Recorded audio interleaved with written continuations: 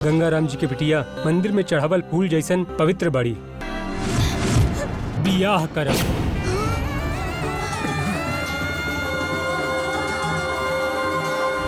तोहरा से प्यार कैले रहली, यही खातिर मंगलसूत्र पहनौले रहली। दे हम खोल दे तानी बटन।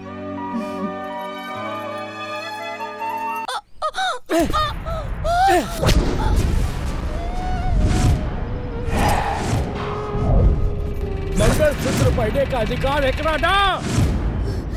एकरा तू तोहार पत्नी ना, तोहार पत्नी ई हा। नकली सेनूर लगा के अपन बहन के घर सवारे आई रहे। तो हर जगह हम जाए का? हाँ विजय, नकली सिंदूर लगा के। बचाई! बचाई!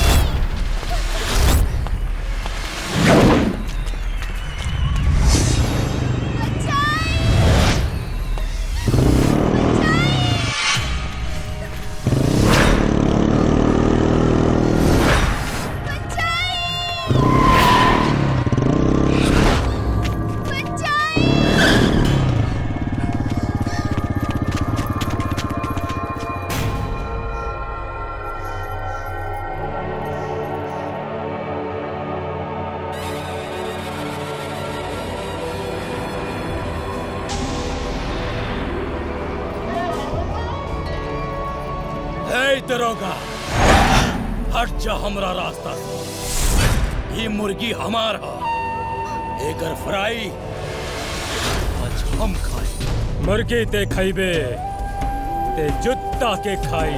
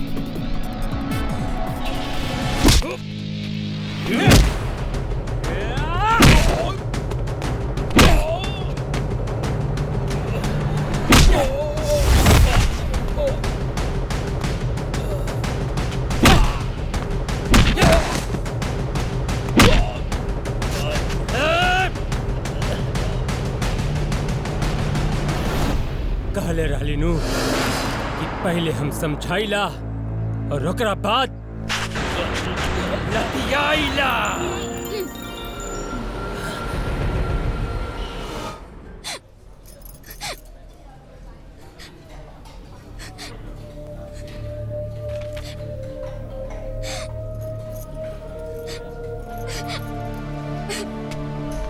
कमला बेटी, कमला। बाबूजी!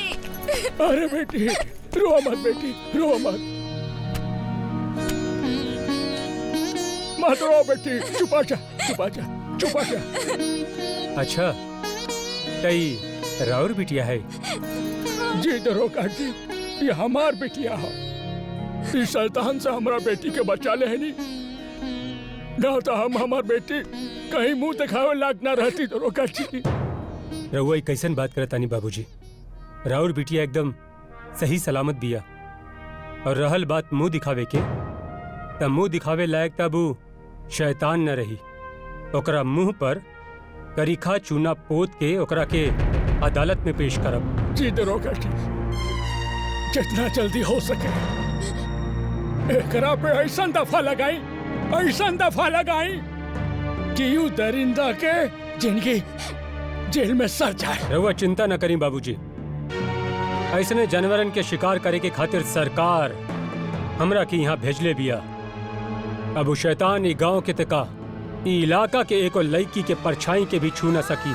ई हमार राउत से वादा है। धनवानी रहुआ माई बाप, जे राउत जैसन सपूत का जन्म देले बानी।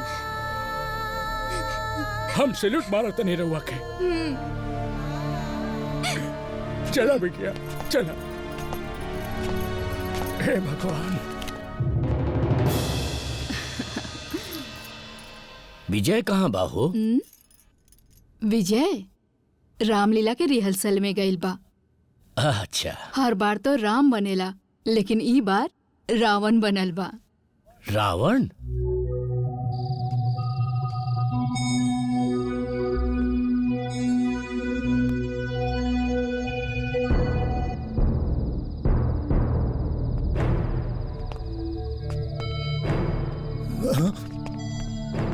बाबूजी, का बात बा बाबूजी? इतना देर तक जागल बानी? मच्छर वच्छर काटता का? बेटा, मच्छर के कटला से ना, तो हर डंक मरला से हम अभी ले जगत आनी। कैसन बात करतानी बाबूजी? जेकर बेटा रावण बन के घूमत होके, ओ बाप के नींद आई का? अरे एमे का बुराई बा बाबूजी? रउए नु कहे नी कि रामायण पढ़ो, गीता पढ़ो, ओकरा के अपन दिल से समझो। त हम रउए ही बात के ऊपर चलतानी ना। अरे बेटा, जिम्मेदारी के रास्ता पर कब चलबे? अरे अपन भाई अजय के देख, सब गुण संपन्न बा, हर चीज में नंबर 1, खेल में नंबर 1, संस्कार में नंबर 1, पढ़ाई में नंबर 1। अरे वो इंस्पेक्टर बन गई और तू रावण बन के घूम रहल बाड़े। अरे तोर तो का नंबर बा हमरा आज तक समझ में ना आयल, लेकिन अब ना बेटा, कल सवेरे तोहर नंबर हम फिक्स करब। रुक जा तू। बाबूजी, बाबूजी।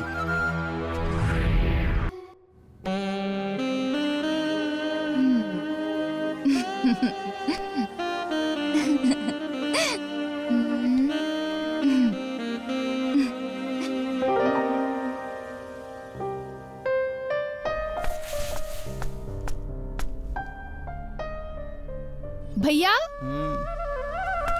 भैया हम्म, माई बुलावतानी काहे? तुहार आरती उतारे खातिर। का? हाँ चला जल्दी आवा।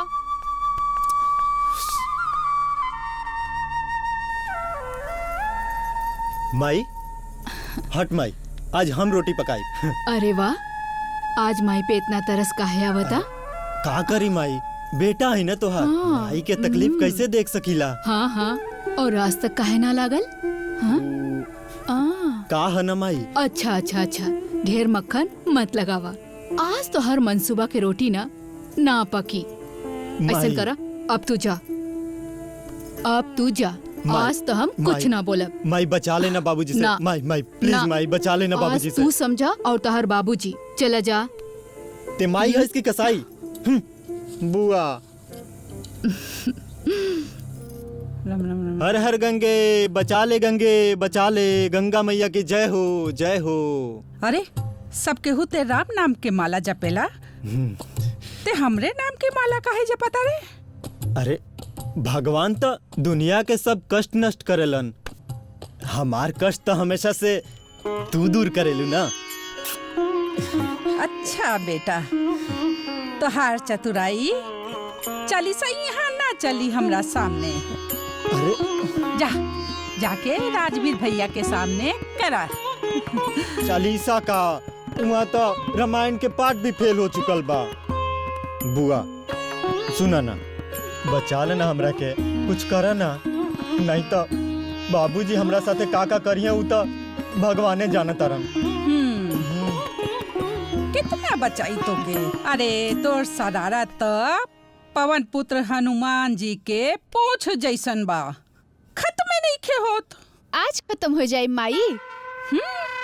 इनके शरारत के पूछ में हम तेल घी मसाला सब लगा देले बानी। अब मामा जी आग लगई हैं और जली भी और भभाई भी। अच्छा, एकर मतलब बाबूजी के बढ़ा चढ़ा के। बुआ, आज हम एकरा के छोड़ब ना। रुक तू। माई, मामी बचा भैया से।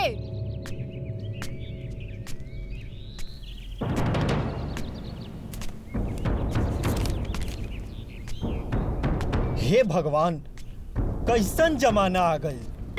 का हो रहल बा हमरा देश में। एकरा से तो अच्छा होई कि भूकंप आ जाओ और सारा पापी दब के मर जास। का हो गइल रे? बाबूजी ई देखा, एगो लइका के पढ़ावे खातिर ओकर माई बाप घर दुआर खेत बाड़ी सब बेच देहलन, विदेश भेजले। आ जब लइका 2 पैसा कमाए लागल, कामयाब हो गईल, तो उहे कोर्ट मैरिज करके बस गईल। लव मैरिज कर लेलस बाबूजी, लव मैरिज। अरे तो तोरा का परेशानी बा?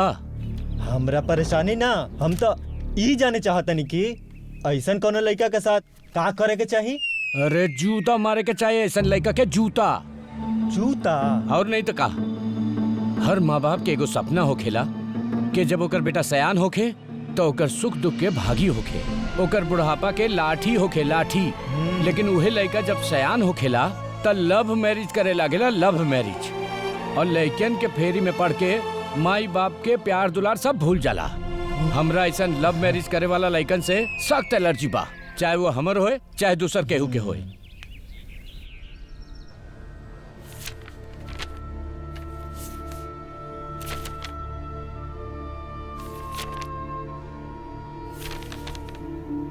पांडे जी, दुबे जी। जय हिंद सर। हाँ, जय हिंद। अच्छा देखिए, हम फाइल के तैयार कर दिले बनी जी। हाँ सर। रहुआ लोग चलन की तैयारी करी जी सर। जय हिंद। हाँ बाबूजी। दरोगा जी, हम ई केस मुकदमा के चक्कर में नहीं पड़ल चाहत, काहे कि हमार बेटी की सगाई होखे वाला बा।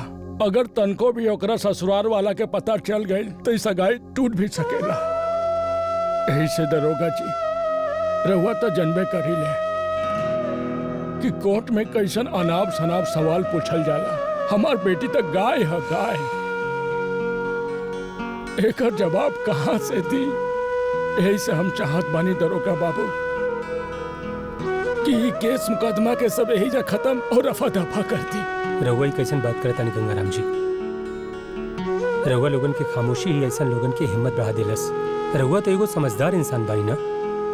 अगर रहुआ लोग कानून के साथ ना दे तो फिर के दी? देखिए, हम पर भरोसा रखें। हम राउत सर कोर्ट में ना चुके थे और ई हमार वादा है।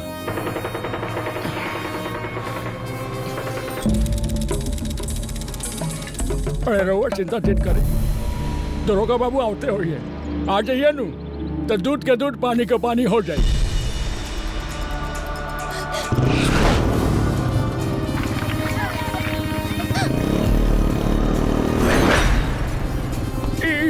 देखी दरोगा बाबू आ गई ले।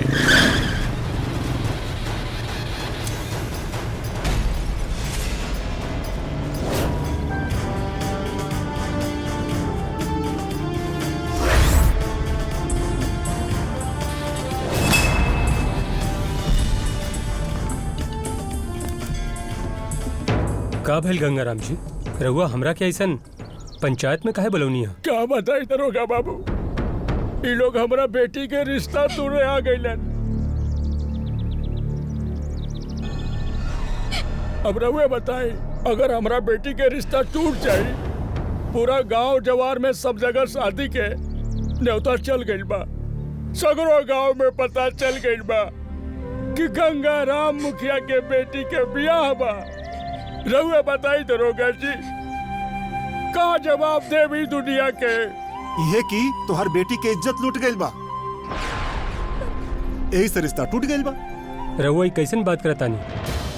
गंगाराम जी के बिटिया मंदिर में चढ़ावल फूल जैसन पवित्र बाड़ी। राहुल गवाही तो राहुल कानून भी ना मानेला दरोगा जी। जौन लड़की थाना पुलिस में चल गई, कोर्ट कचहरी में इज्जत नीलाम हो गई, ओपे पर्दा डार के हम अपन भाई के शादी ना कर सकीला। बड़ा भागा बानी रहुआ जौन ऐसन संस्कारी और सुशील लड़की के आपन बहू बनावे से इनकार करत बानी। अरे हाथ में दिया लेके गली गली खोजबा भी ना तो ऐसन संस्कारी लड़की ना मिली। बड़ा पुरान पहचान लागा तारा। इतना जानकारी है लड़की के माई बाबू के भी ना हो जितना रउआ के बा। कौनो चक्कर उक्कर बा का?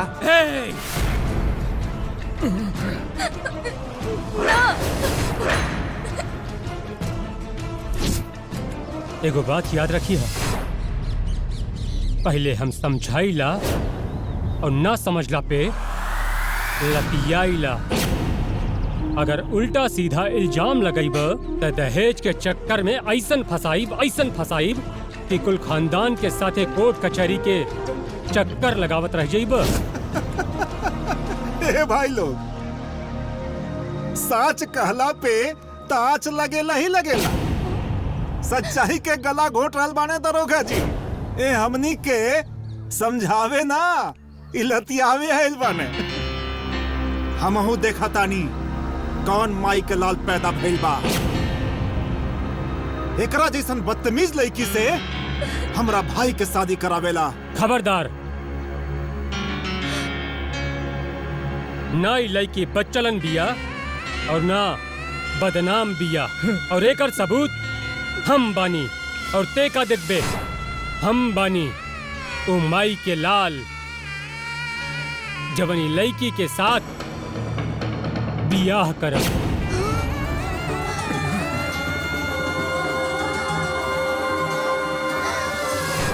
बड़ा आसान होला, करके दिखावा दरोगा साहब, सब जानब तो के। हाँ कई के तो दिखावा। हाँ शादी करके बतावा तब हम जानब।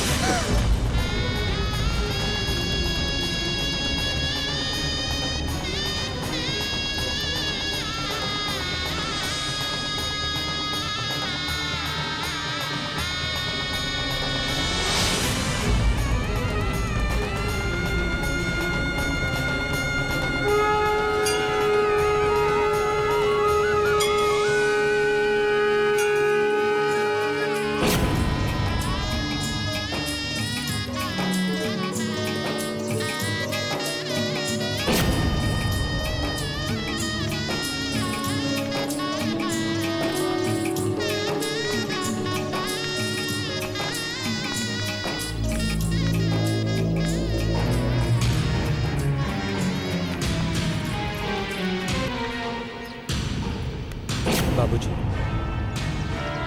रवाई न सोची कि हमरा और बेटी के मांग ई लोगन के मुंह बंद करे खातिर भरनी है। हमरा और बेटी के अपन जीवन साथी बनावे खातिर ओकर मांग भरनी है। हम रउआ से वादा करतानी कि हम बहुत जल्द बारात लेके आई और राउर बेटी के पूरा विधि विधान के साथ बियाह करके डोली में बिठा के ले जाए। प्रणाम।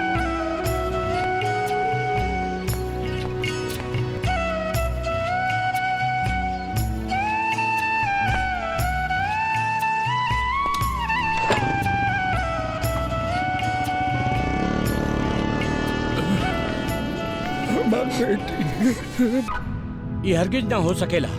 कोनो ऐरी गैरी लड़की के हम अपन घर के बहू न बना सकेली। भूल जाओ लड़की के। कैसे भूल जाए बाबूजी, कैसे भूल जाए?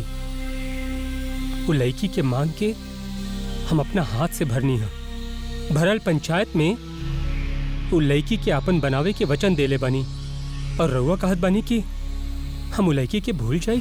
अरे तो पंचायत में वचन देने से पहले 100 बार सोचे के चाहत रहे नू। और एगो बात तू समझ ला, ये तो हर थाना नहीं हमार घर है और एक घर में उहे होई जे हम चाहब।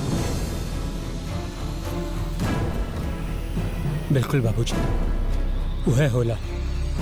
हम पंचायत में जवन कुछ कहनी है वो हमार खानदान के मान मर्यादा के बात रहल और यहाँ जवन कुछ करत आनी उराउर तिहल संस्कार है बाबूजी।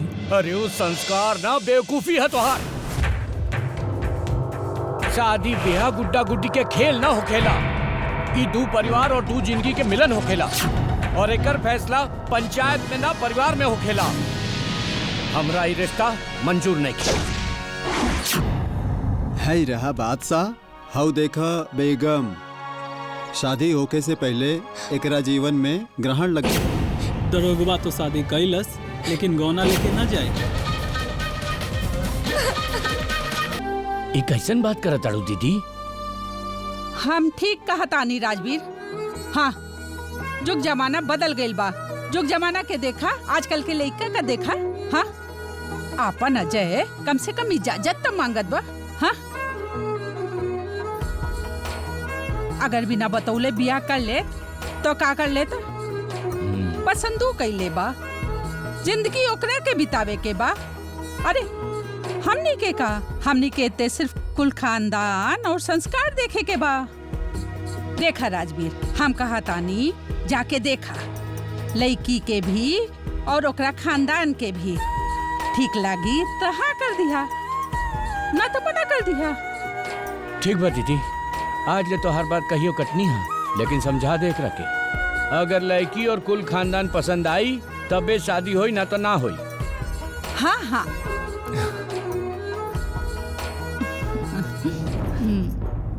वो देखा विजय आ रहा बड़े। एक काम करा दीदी, तू जाके पूरा में छुप जा, हम निपटावत आनी। हाँ।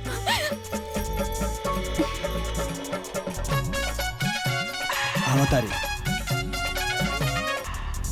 ए भैया, का हो गई? हमार मुर्गी का जनी कहाँ गुम हो गई बिया, तनी ढूंढे में मदद कर देना भैया। चली ना भैया। चला। हाँ, एक काम कर, तू यहाँ देख, हम वहाँ देखा था नहीं। हाँ, अरे वहाँ जो रे।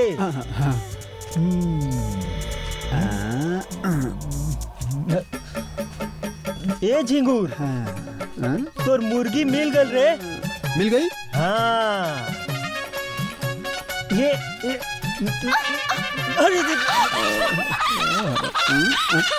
क्या हो भैया, मुर्गी देसी है कि बिलाती? रुक, तो रख बताओ तनी, रुक जो।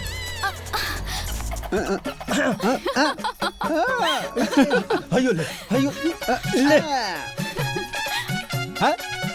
रुक।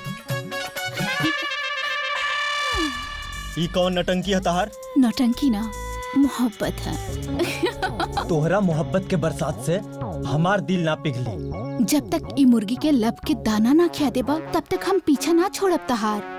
ढेर सनकबू ना तो दाना ना जहर खिला दे।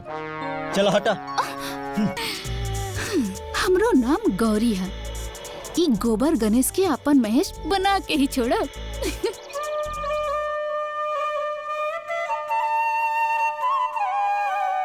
लड़की के उनकर पिताजी के बुलाई। दरअसल वो काम से गए बाड़े, मुखिया हवे ना, तो खबे बुलावा आ जाला। अच्छा। आवते होइए, जब तक रहुआ पानी वानी पी ना।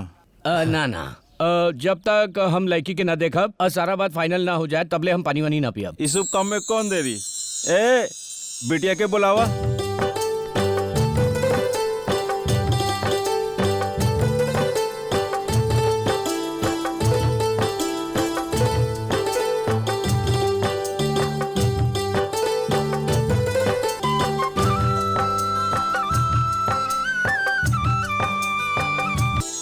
अरे खुश रहा, खुश रहा। बेटी तू जा अंदर जा। जी। बहू एकदम अच्छा खोजले बड़ा, एकदम संस्कारी बिया। एकर मतलब रिश्ता पक्का हो गई। यही बात पर मुंह मीठा कर बाबूजी।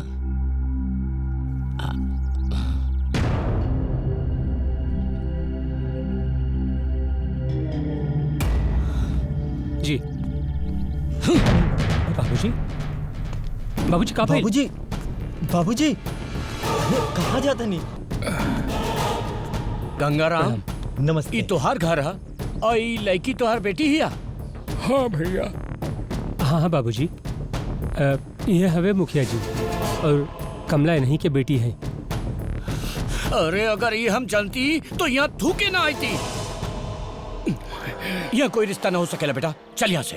बाबूजी का बात हो गई? का ऐसे का बात करता नहीं? अरे तू जानत नहीं खा बेटा, हमार बहन के सुहाग उजाड़े वाला ये आदमी है, और तू इनकर बेटी के सुहागिन बनावे चाहता ना। यहाँ कोई रिश्ता ना हो सकेला बेटा, चल यहाँ से। बाबूजी रहुआ कैसे बात करता नहीं? देखी हमरा के रहुआ के 30 साल की दुश्मनी के बारे में ना पता रहल, और नहीं कमला के पता रहल। मुखिया जी तो इहो नहीं के जनतन कि हम राउर बेटा है। तो अब पता चल गई ना, यही से पहले हमार क्रोध के ज्वालामुखी फट जाए। चल बेटा यहाँ से। बाबूजी देखिए हमारी बात समझे की कोशिश करी। क्रोध के ज्वालामुखी तो लड़की के जिंदगी में फट जाई, जेकरा के हम भरल पंचायत में मांग भर ले बानी, जेकरा के जिंदगी भर साथ निभावे के वचन देले बानी। बाबूजी रउआ के क्रोध के अग्नि में लड़की के जिंदगी ओकर भविष्य कुल राख हो जाई।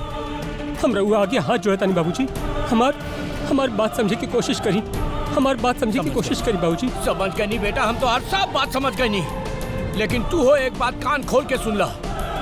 अगर इस लड़की से आज के बाद तू कोई भी संबंध रखला या एक के सुहागन बनावे की कोशिश कैला तो हमारे घर के दरवाजा तो हर खातिर हमेशा के लिए बंद हो जाए।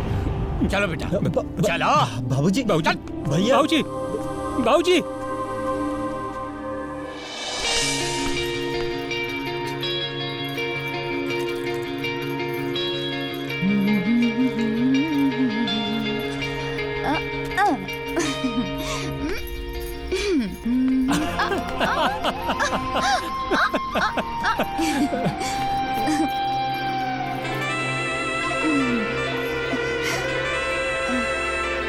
वो हमनी के दुश्मन के बेटी बिया। अरे हमरा के पहले पता रहे, हम तोहार हाथ में मिठाई के डिब्बा ना गोली बंदूक थमा दे ले। माई ये घर में दुश्मन की बेटी के शक्ल देखने से तो अच्छा बा कि हमनी के घर से चल जाए। खबरदार, दीदी कहीं ना जाई हन घर छोड़ के।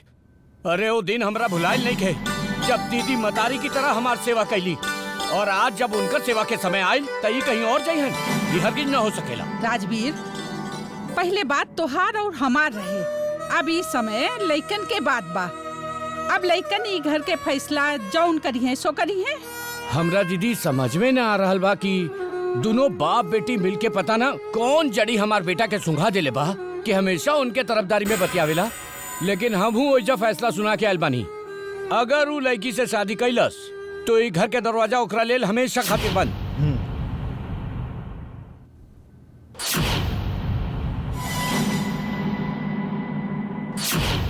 ओम मंगलम भगवान विष्णु मंगलम गरुड़ध्वजः मंगलम पुंडरीकांशः मंगलाय तनो हरि। ओम ओम कल्याणमस्तु। बेटा आज से तू लोग पति पत्नी बाड़ा, अपना माई बाबूजी के आशीर्वाद लेके आज से अपन नया जीवन शुरू करा।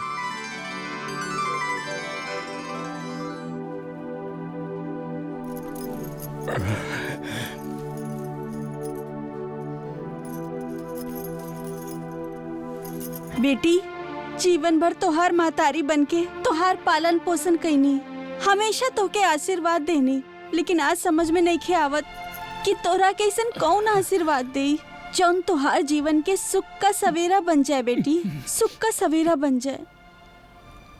बेटा तू लोग दिल के फैसला तो कर लेला, बाकी हम अपन मन के फैसला नहीं कर पावत। काहे बाबूजी का भइल? काहे कि हम अपन बेटी तो तोहरे हवाले करते हैं, बाकी हमार मन घबरा रहल बा कि हमरा बेटी के का होई का ना होई। कुछ न होई बाबूजी, रउआ चिंता न करी। आपसे राउर बेटी हमार धर्म पत्नी भी बड़ी, आज से इनकर सुख दुख हमार सुख दुख बा।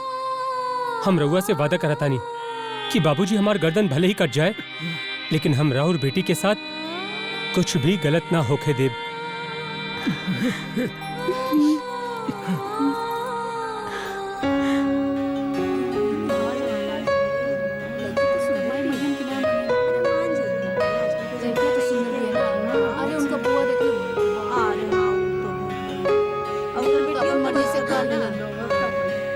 लेकिन मान जाए के चाहिए।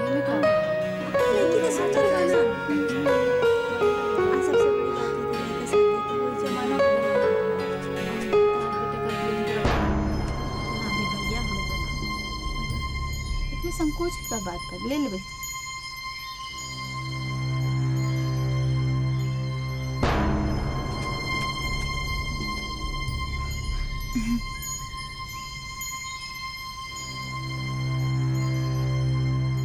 बाबूजी बाबूजी सीटी बज गई। सीटी बज गई? का भाई ठीक से बोल। अरे भैया शादी कर ले भौजी के गांव में लेके आयल बड़ा। कहाँ बा हमार बेटा? कहाँ बड़ी हमार बहू? दुखी कुहार के दुआरी पर बैठल बाड़न। भैया और भौजी उन्हें बाड़े। पूरा गांव देखता। का उ हुआ कहाँ बैठल बा? काहे के ओकरा पता बा कि शादी के बाद घर के दरवाजा ओकरा लेल बंद हो गइल बा। देखी उ तो जवान खून बना, नादानी कर सकता। रउआ तो समझदार बनी ना। वह समझदारी के बात कर रहल बानी शांति। अगर अपन खून में अपमान के घून लग जाए तो ओका अलग कर देना ही ठीक बा। बाबूजी बिल्कुल सही कहत बानी माई। प्राण जाए पर शान ना जाए। अरे दुनिया थूकता था थूके, गाली देता था दे, पर खानदान के मान मर्यादा था ना मिटे के चाहिए ना माई। भैया तो यो कहत बाड़न कि अगर शाम तक उनका के घर के अंदर ना बुलाइब तो ई घर के एक गांव के हम सब के छोड़ के हमेशा हमेशा खातिर चल जाएंगे। अरे तो चल जाए ना, डेरवा के करा रहल बा। रहले हम बिना बेटा के। ना राजवीर, आपन बेटा ना ई घर छोड़ के अगर जाई तो हमार दुश्मन की बेटी जाई।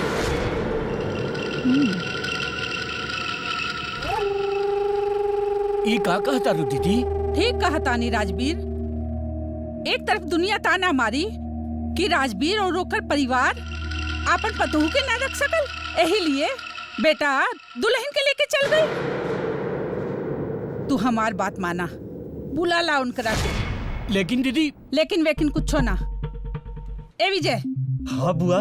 जा दूल्हा दुल्हन के लेके आवा। अरे हाँ ठीक बा बुआ, हम जाता नहीं। आगे का करे के बा हम बताए। राजवीर, ई घर में उ लड़के के तकदीर हमार बेटा ना हम लिखा। हम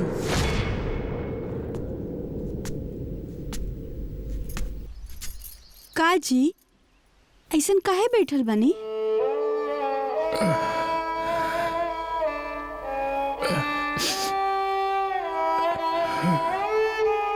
बेटी दुश्मन के घरे गई भी है, ओकरा साथे का होकत होई ये सोच सोच के हमरा चिंता हो रहल बा कमला के भाई। रउआ चिंता ना करी, माई बाप तो जन्म का साथी होला, कर्म का नहीं। और जब ओकर नसीब में भगवान दुख देला तो वही ओकर निदान करेला। कमला के भाई निदान तो भगवान होकर करेलन जे केहू से कुछ कर सकेला। अरे हमार बेटी तो गाय है, गाय वो तो केहू से कुछ कहियो ना सकेले। ओकरा के केहू मारी, केहू पीटी, केहू खियावे, केहू भूखा रखे। जब कोई केहू से कुछ कहबे ना करी कमला के भाई, हो के निदान कैसे होई, कैसे होई बोला भगवान रउआ जे केहू से कुछ ना कहेला ओकर पुकार भगवान सुनेला। रउआ भगवान पे भरोसा रखी।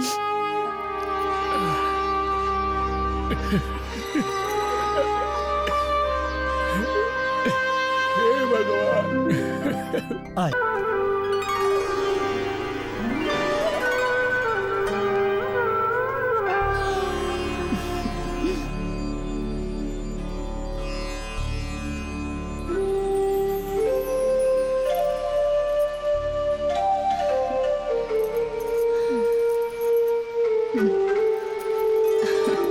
खुश रहना। बस बस।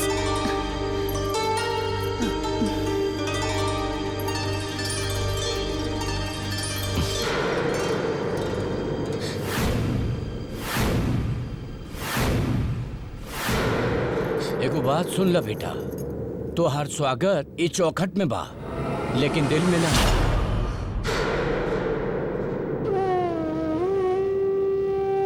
बाबूजी, रउआ दिल दुखावे के हमार कोनो इरादा नहीं खे, लेकिन हम अपना फर्ज से मजबूर रहनी है। हम वह कुल कहनी है जोन रउआ हमरा के शिक्षा और संस्कार देले बानी। फिर भी अगर राउर दिल दुखल है तो हमरा के माफ कर दिया। समझ गई नहीं।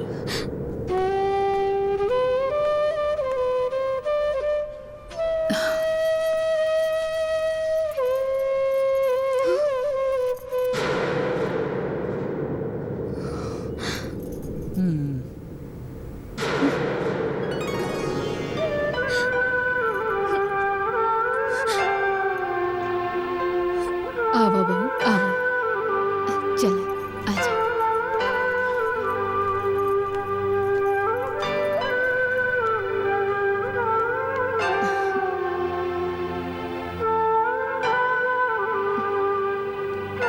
पैर लगावा।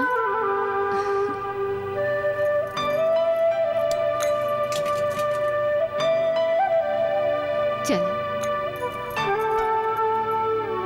छी!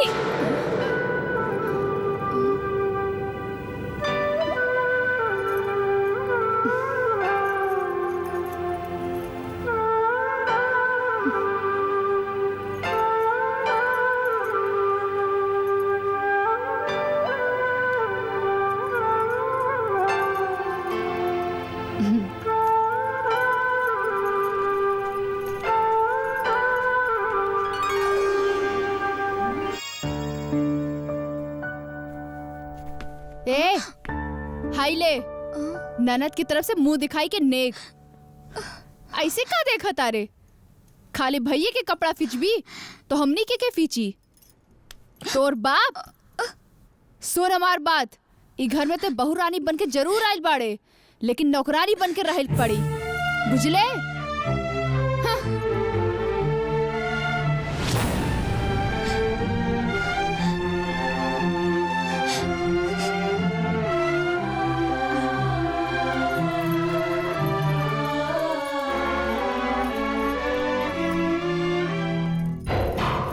हाय, महारानी एहिजा बैठ के सिंगार पटार करतिया।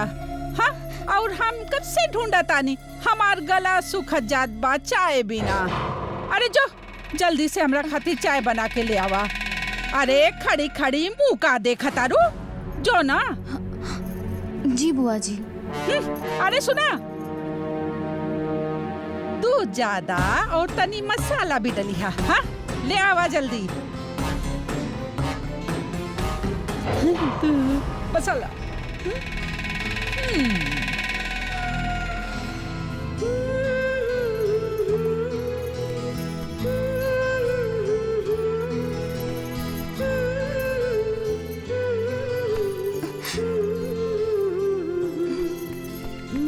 ए सुन, इले माई के साड़ी जल्दी प्रेस कर, लेट ना होके के चाहिए, बुझले? नहीं तो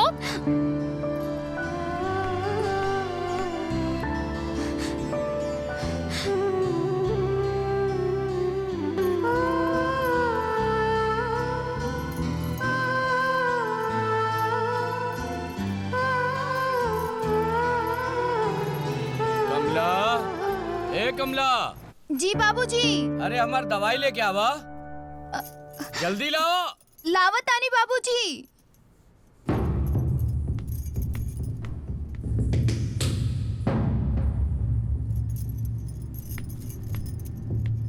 बाबूजी, एली दवाई।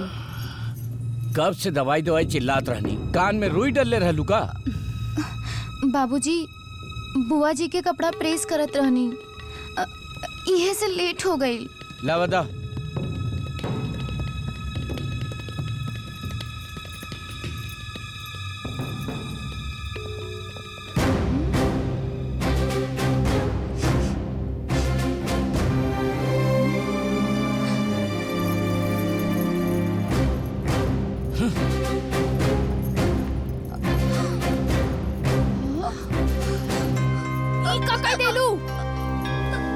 हमरे माई के साड़ी रहल, मामा जी दिवाए रहलन।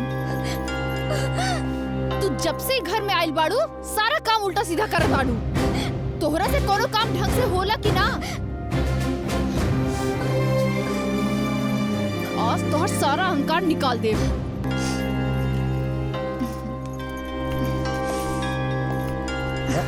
भौजी भौजी बहुत भूख लागल बा। खाना में का बनल बा? खाना में सब कुछ बन गइल बा। खीर पूरी और सब्जी बाबूजी खातिर बा, और कढ़ी बुआ जी खातिर, पुलाव और दाल बबनी खातिर, और गाजर के हलवा राउर खातिर, जौन हम अपने पसंद से बनौले बानी। जी सुबह 4 बजे से उठकर अब तक तो किचन के कचुम्बर निकाल देहलू। तो के समझ नहीं के आवत कि अलग अलग फरमाइश करके ई लोग तो के जानबूझ के परेशान करत बाड़न। देवर जी हम सब समझतानी, हम इहो समझतानी कि ई घर के लोग हमरा साथे पुरानी दुश्मनी के बदला चुकावत हवन। तो विरोध काहे नहीं करत?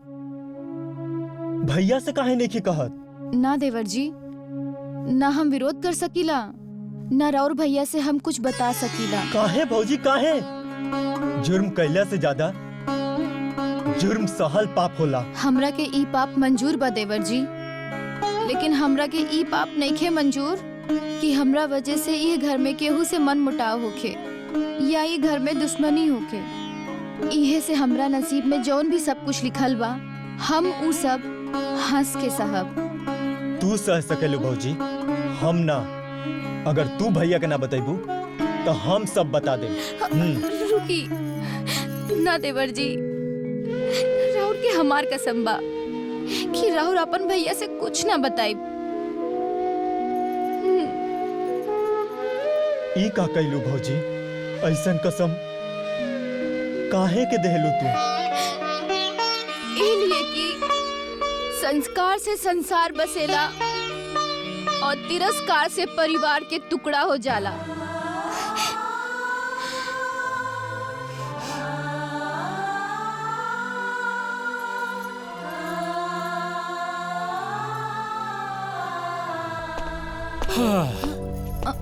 आज चौकी में कुछ ज्यादा काम रहे, यही खातिर लेट हो गई। दी हम रख देता नहीं।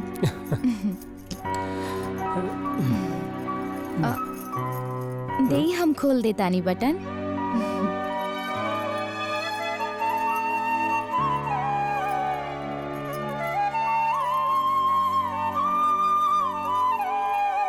एगो बात कही। हाँ? तू हमार कितना ख्याल रखेलू ना। अगर अतना ख्याल रखबू ना तो हमार आदत खराब हो जाई। जब से घर में आयल बड़ू हमरा के भगवान बना के रख देले बड़ू। ए जी, इमे भगवान बनावे के का बात बा? वैसे भी हर पत्नी खातिर पति परमेश्वर होखेला। का भइल? कमला? ई तू जर कैसे गलू? हाँ? तोरा हाथ में छाला? तो उसे कितनी बेर कहली ना कि काहे करेलू इतना काम? अरे घर में और लोग भी तो बाड़न ना। अब हम आ गए बानी जी, हम ही घर की बहू बानी, तो घर के सारा काम हम ही करब ना। और वैसे भी ससुराल में उहे बहू सोना बनेली जे बहू चूल्हा चौका के आग में तपेली। देखा, साच साच कहा। इस चूल्हा चौका के चक्कर में तू हमरा से झूठ तो नहीं खूब बोलत ना? हमरा पीठ पीछे ई घर में तोरा साथ कोनो ज्यादती तो नहीं खे होत? ऐसन बात मत करी जी। जौन घर में दशरथ जैसन ससुर और कौशल्या जैसन सास, लक्ष्मण जैसन देवर बाड़न, तो वो घर में ज्यादती कैसे हो सकेला जी? रहल बात बुआ और बबनी के, ता हम उनकरा के अपन प्यार और सेवा से अपना बना ले। एगो बात कही, कितना खुशनसीब बनी हम जौन इतना प्यार करे वाली और इतना संस्कारी मेहरारू पैनी है।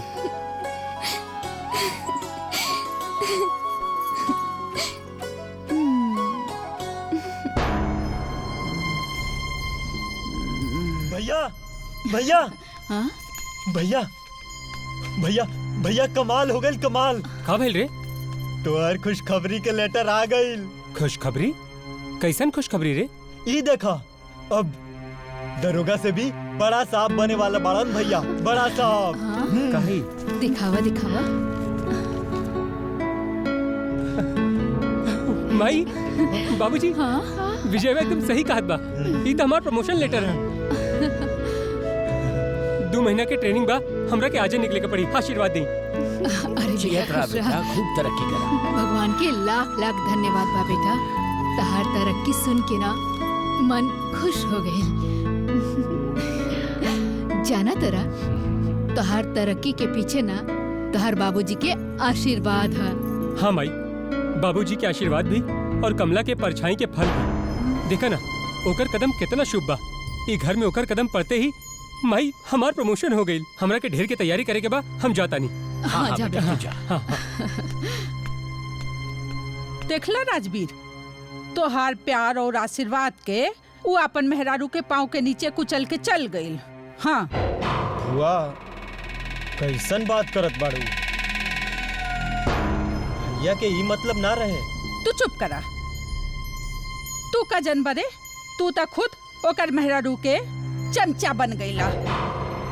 चल जाओ यहाँ से। बुझे के तो हम सब बुझत इहो जानता नहीं कि भौजी खातिर का सोचे लो। वो नाम विजय है, सबके मंसूबा फेल करके रख दे।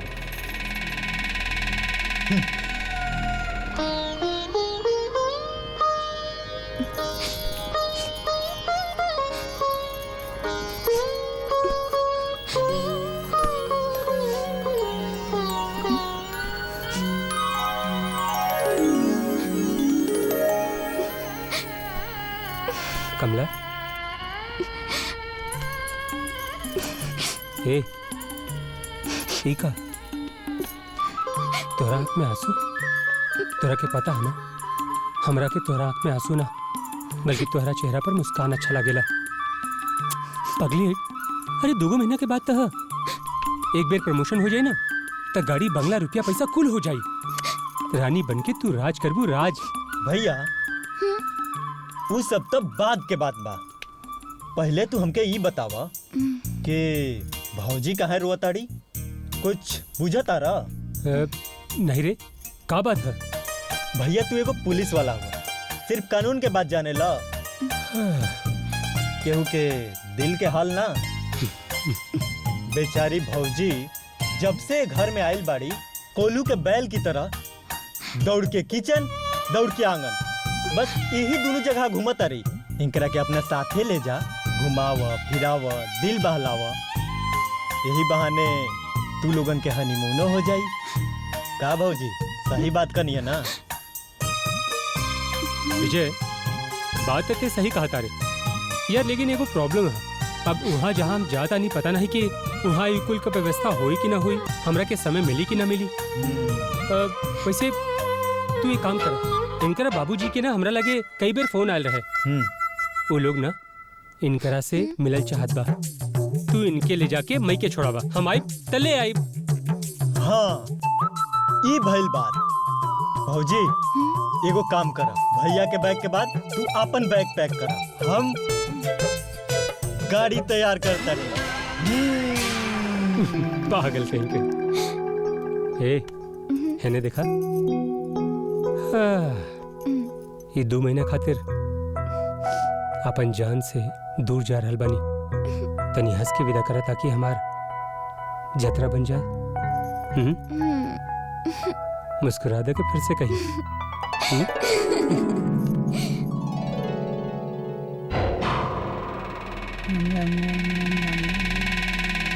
माई, माई, तू यहाँ बैठ के माला जपताड़ू।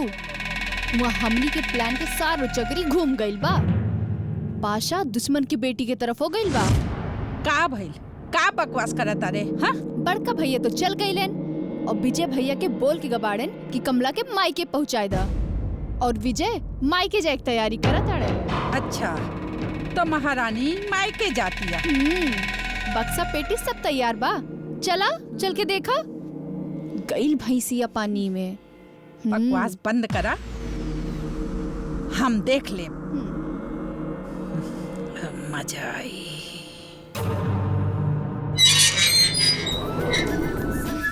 आओ भौजी, आओ। हाँ बतानी।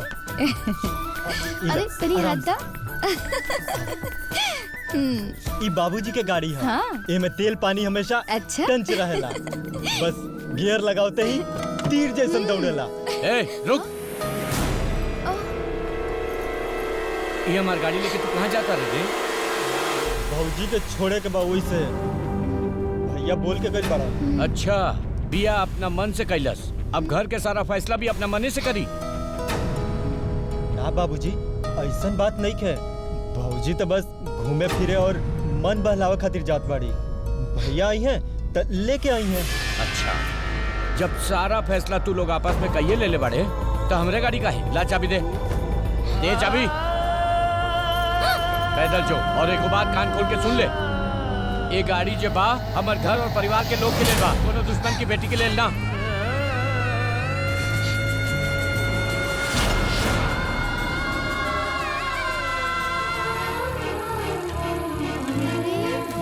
देवर जी, तू तो एकदम सुपर देवर बाड़ा। आओ बाबूजी बैठा, हम तो होके लेके जाई। ठीक बा। हाँ, चली देवर जी। चला। जाना तारू भौजी, हाँ? तू जे तरह बात सुन के चुप रह जालू ना, हम जौन लड़की से ब्याह करब वो एकदम तेज तरार मॉडर्न रही। अच्छा? एक के चार सुनाई चार, लाल मिर्ची रही लाल मिर्ची। लेकिन हाँ, शक्ल सूरत और खूबसूरती में एकदम तो हर जीरोक्स कॉपी रहे के चाहिए। अच्छा? जे तरह से भैया तोहरा के प्यार करेला ना, हमहू उही तरह से प्यार करब। अच्छा। तोहरा गांव में कोनो ऐसा लड़की बिया का बतावा ना। देवर जी, तू तो नॉटी बाड़ा। अरे रुकी रुकी।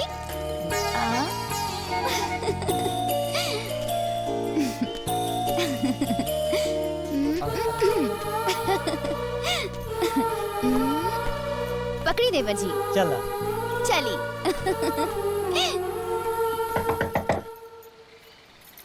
अरे रुकी रुकी। जी आवत तानी। अरे दीदी तू? अरे विमला, तू कब आइलू शहर से? दीदी हम परसों आईनी है। कॉलेज में छुट्टी हो गई रहल तो सोचनी है कि हम गांव घूम आई। अच्छा? ई के हवन? जीजा जी हवन का? अरे ना रे पगली, ई हमार देवर जी हवन। हाँ? हाँ। ए देवर जी, हाँ? का भइल? ई हमार छोटकी बहन बिमला है।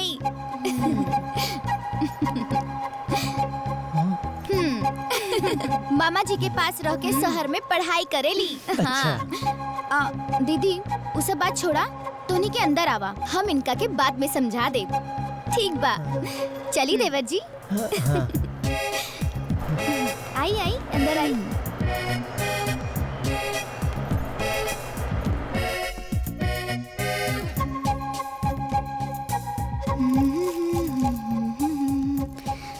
दीदी, तोहर देवर तो बड़े रंगीले बाड़ा ना? अच्छा, तो उनकरा से बच के रहिया। वो बड़े चालू चीज बाड़न। अच्छा? वो चालू बाड़न तो का हम आलू है का? जे हमरा के कचूमर बना के खा जाइए। हाँ? दीदी, तू ना देखत रहा, हम तोहर चालू देवर के कचूमर बना के कैसे पुंगी बजावतानी। पगली कहेगी।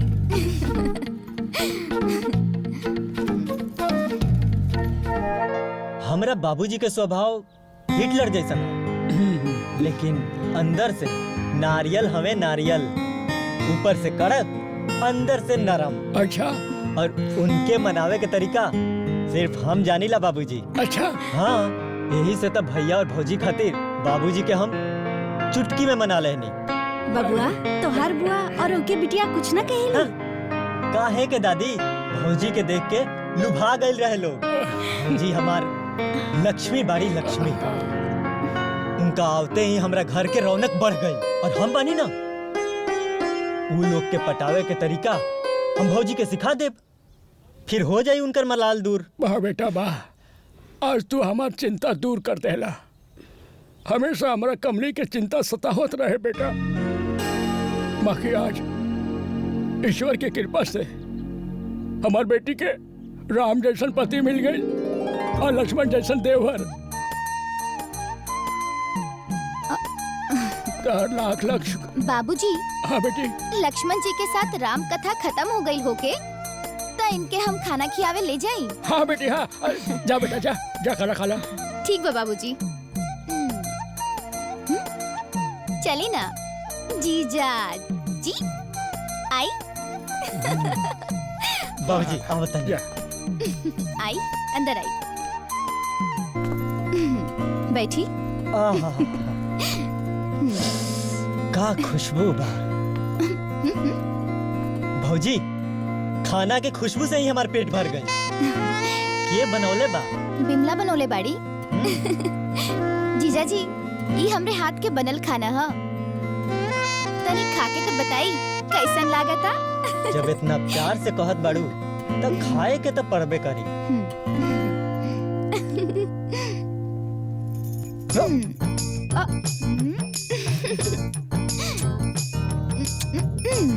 अरे बस जीजू अपना करब खाई ना खाई।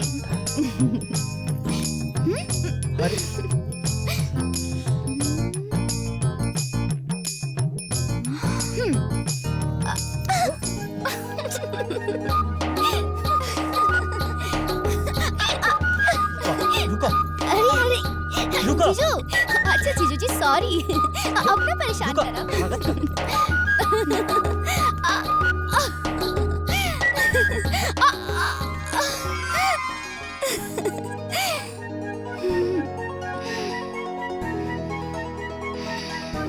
मार दिया जाए या छोड़ दिया जाए, बोल तेरे साथ क्या सलूक किया जाए।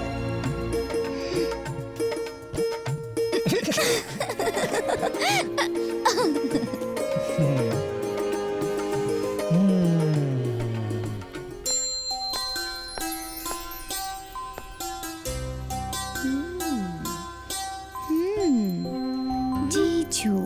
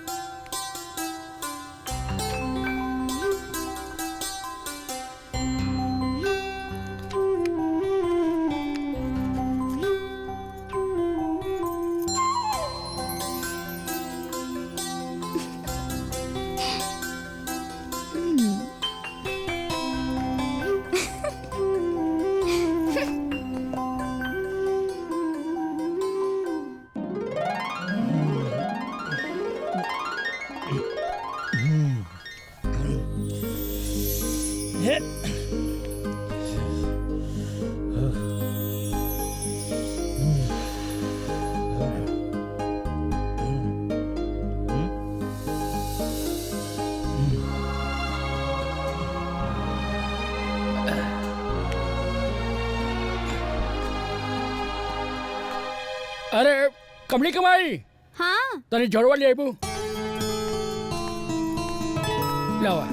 सगड़ो सामान लेके आई, कुछ भुलाई उलाई मती। अरे भुलाई के जरूरत नहीं के, कमला सारा सामान के लिस्ट हमरा के लिख के दे देले बिया, भला कैसे भुलाई। जा तनी।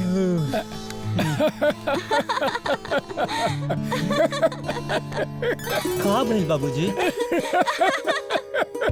रउआ लोग हंसत काहे बानी? अरे बेटा तू हमरा से का पूछा तड़ा? अगर पूछे ही के बा तो कमला से जाके पूछा। भौजी से?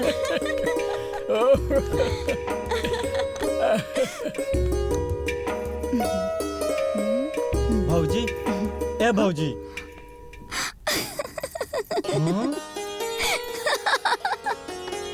अरे तू हम पे हंसता रू। भौजी का बात बा बताई ना। वहाँ बाबूजी और यहाँ तू हमरा पे हंसता रू। हमका सर्कस के जोकर लगता नहीं। बिल्कुल देवर जी, बिल्कुल। ई देखा। उत्तरी। अच्छा, यही सब उ विमला महारानी के काम है।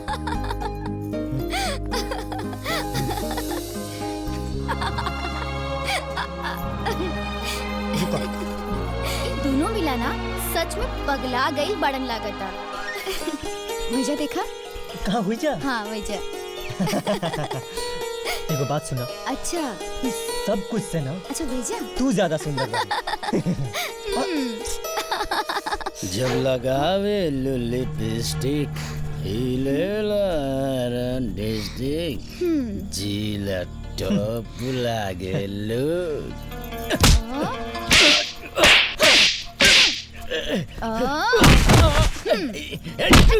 ए देख पकड़। देख ले तोरा के बाद में। हट। अरे बस कराओ आप।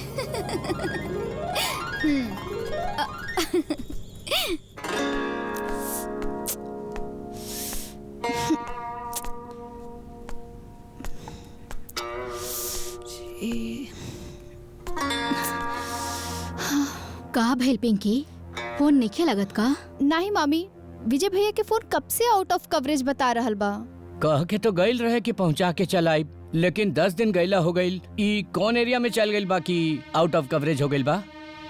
राजवीर, पिंकी ठीक कहतिया। हाँ, विजय हमनी के हाथ से आउट ऑफ कवरेज हो रहल बा। का मतलब दीदी? मतलब ये है कि वो लोगन अजय के जादू टोना कई के आपन बस में कई ले लेस। ओ उ तो अजय के ससुराल बा ना। विजय ओकरा ससुराल में बैठ के का पुआ पकावता? नहीं माई, विजय भैया पुआ नहीं पकावत। वह देखा आ गइलन।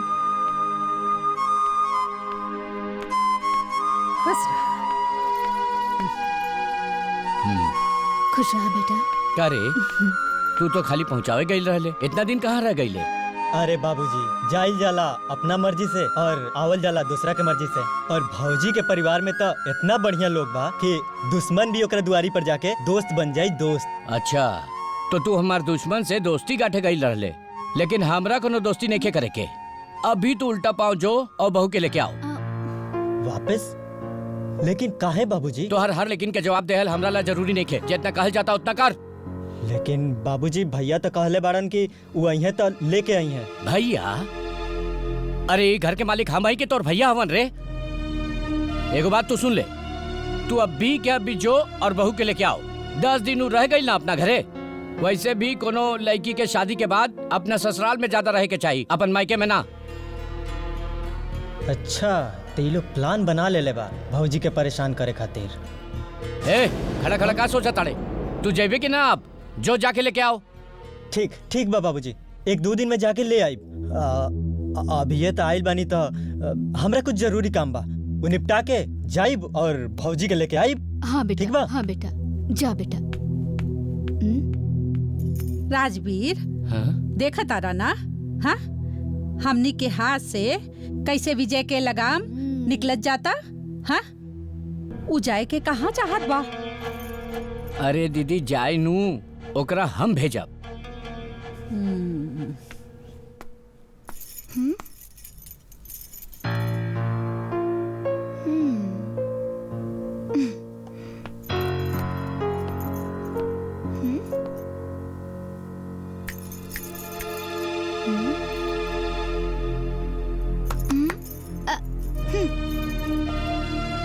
का बात बा बबनी? कुछ ना दीदी, बस ऐसे ही। तो हर जबान से झूठ निक नहीं लागत। देखा, सच सच बतावा, का बात बा? दीदी, तू सच कहत रहलू। तो हर तेवर तो जादूगर बा, जादूगर। जौन हमार दिल के चैन सुकून सब चुरा के ले गई बाड़न। हमके तो लागता कि तोहर दिल के बगिया में वो अपने नाम के फूल जगा गई बाड़न।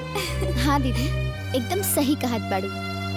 मजाक ही मजाक में उनकरा से कब प्यार हो गई पता ही ना चलल। अच्छा, ते में दुखी काहे हो रहल बाड़ू? ये तो बड़ी खुशी के बात है। हम तहर जीजा से बात करब और अपन देवर जी से तोहर शादी करा दे। फिर दोनों बहन खुशी से रहल जाई। बिल्कुल सही कहलू दीदी। अच्छा ही बतावा, तोहर घर के लोगन और जीजा जी तोहर मान सम्मान करेलन की ना? हाँ, जीजा जी हमरा से बहुत प्यार करेलन। और उ हमरा के हमेशा अपने दिल में बसा के रखेलन। हाँ, अब बात करी देवर जी के, तो लक्ष्मण से भी बढ़ के बाड़न। और रहल बात पिंकी बबनी और सास ससुर के, उन लोग हमरा के इतना प्यार करेलन और हमार इतना ख्याल रखेलन कि हमरे आँख में तो आंसू ही ना आवे देलन कबो।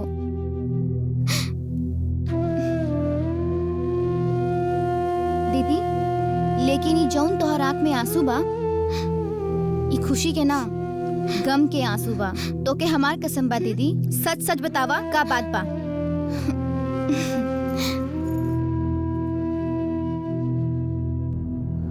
बिमला,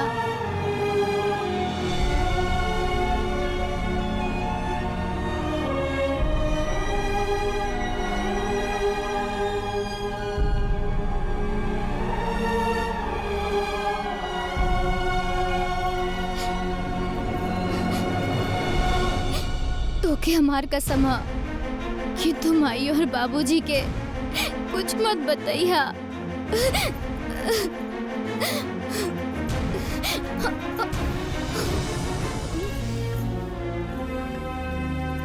दीदी, सीधा गाय के सब के हुलात मारेला। ई सब तोहर चुप भइला के कारण से भइल बा। लेकिन अब हम ई लोगन के सबक सिखाई।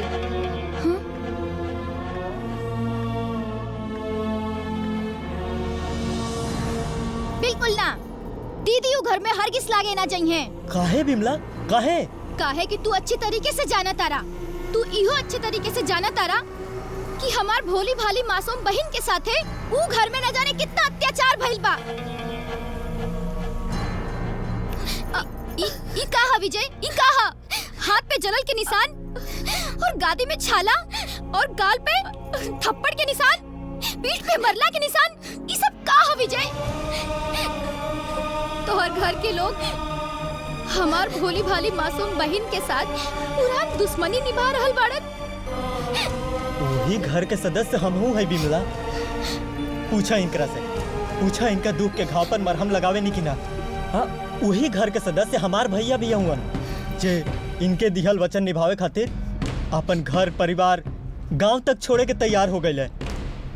घर के छोटा बेटा होके के नाते हमार हाथ पांव मर्यादा के जंजीर में बंधल बा। ऊपर से भौजी अपन कसम देके हमार मुंह बंद कर देले बाड़ी।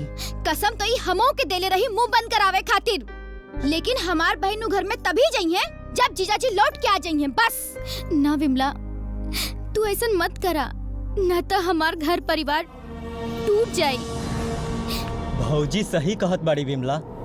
हम तो यहाँ आवल ना चाहत रही, लेकिन के तरह जबरदस्ती भेजल गइल बानी हम ही जानत बानी। और हम इहो अच्छी तरह से जानत आनी कि भौजी के वहाँ काहे बुलावल जाता। लेकिन ई बार हम भौजी के साथे कोनो अत्याचार ना होके दे। एकरा खातिर अगर हमके मर्यादा के जंजीर तोड़े के पड़ी तो हम तोड़ दे, पर चुप ना रहब। ना विजय, तोहरा के कोनो मर्यादा ना तोड़े के पड़ी और न ही हमार भोली भाली बहन के अब कोनो अत्याचार सहे के पड़ी। अगर तू हमार साथ देबा तो बोला विजय, हमार साथ देबा? ऊ कैसे बिमला, कैसे? अगर ऐसा कोनो रास्ता बा तब बतावा। तू जौन कहबू हम करे के तैयार बानी। जीजा 2 महीना खातिर बाहर गई बाड़न। उनका के लौटे तक हम तोहर घर के लोगन के सुधार दे। ना विमला, सब गड़बड़ हो जाई। ना दीदी, तू घबरा मत। हम ऊ घर में तोहर बदला लेवे ना जा रहल बानी, बल्कि ऊ लोगन के मन बदले जा रहल बानी। दिल के दुश्मनी के प्यार में बदले जा रहल बानी। तोहर जगह हम जाई। का? हाँ विजय। बाबूजी, माई, ई देखा भौजी आ गईली।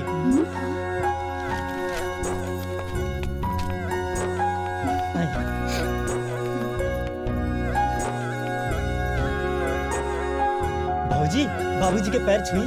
पता बा, तोहरा गईला के बाद इनकर दवाई छूट गई रहे। छुई छुई पैर छुई। यहाँ जियतरा जियतरा। ये है बुआ। ई तो अपन माला फेरले भुला गई रहली। पैर छुई पैर, बुआ से आशीर्वाद ली। वो देखी हमार माई और राउर सासू माँ और वो पिंकी हमार बहन। खुश रह भैया। तू तो हमनी के परिचय ऐसे करावा ताड़ा जैसे लागत अब भौजी पहली बार आइल बाड़ी। अरे का बात करता रे पिंकी, इनका सब पता बा। ई तो अपन कमरा भी जानता रे। हाँ ना भौजी? हाँ। चली जी।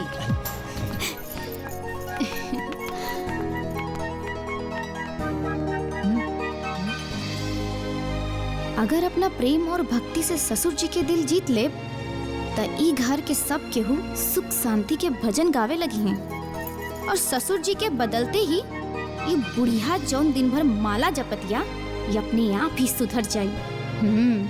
ये ठीक रही।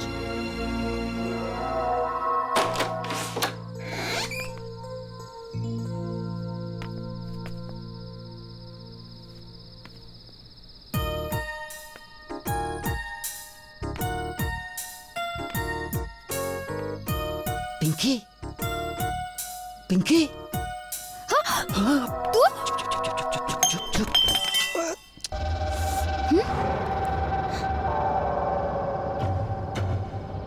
अरे हम आई हम तो हार सुनील। तू ही क्या करत तारा? चाहिए से। अरे हमार जान, ऐसे कैसे चल जाए? कितना मुश्किल से आयल बनी। आज तो से जी भर के हम प्यार करब तब जाए। अरे पागल, तेरे प्यार के चक्कर में मोम जी तलवार निकाले हैं। तलवार निकाले चाहे भाला, उसे हमके कोनो फर्क ना पड़े। हम ना जा। प्लीज चाहिए से। हम ना जा। जाना। अच्छा ठीक बा, पहले एगो चुम्मा था तब जाए। चुम्मा? ठीक बा।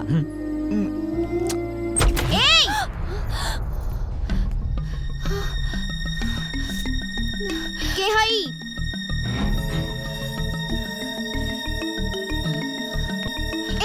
चोरकट कहीं के। अच्छा तो तू यही जा चोरी चोरी छुपके छुपके रास लीला मना रहल बाड़ू। हाँ के रहे ऊ? भौजी प्लीज शांत रहा। क्यों सुन ली भौजी, प्लीज क्यों से कुछ ना कहिया। ओ सुनील हमरा से मिले खातिर आए रहल। ओ तो अब आइल ऊपर पहाड़ के नीचे तो घर वाले मिलके मार कचूमर निकाल रही है। भौजी ये घर में घुसल बा। जिंदगी भर गुलामी का बात बा बहू? का भाई? क्यों ना बाबूजी, चोर रहे हम भगा देनी। ओ कौनो चोर रहे कि छिछोर रहे? हैं? चुप रहे दीदी, हमेशा रहुआ उल्टा सीधा ही सोचे नहीं। ई तो अच्छा भइल कि समय से बहुत जाग गईली, ना तो पता ना काका लुटा जाए थे। चली जी चलो।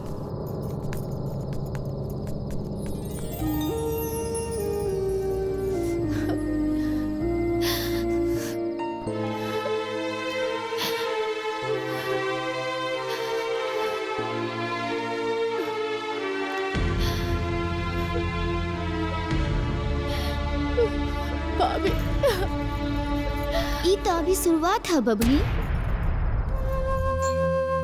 ऐसे गुमसुम काहे बैठल बानी? का सोचतनी ऐसे चुपचाप बैठ के? कमला के बारे में सोचतानी। आखिर एक उल में ओकर कौन दोस्त बा? हमनी के झूठे ओकरा से दुश्मनी निकाल रहल बानी। हमरा बुझाता नु कि ओकरा के कष्ट दे के हमनी कोनो बहुत बड़ पाप कर रहल बानी। ई तो रउआ ठीक कहत बानी, और ई बात तो रउआ के हम कब से समझावत रहनी है ना। अच्छा भाई कि रउआ के ई बात समझ में आ गई। और फिर वो हमार दुश्मन तो ना हिया, हमार बहू है बहू। तू ठीक कहता रू।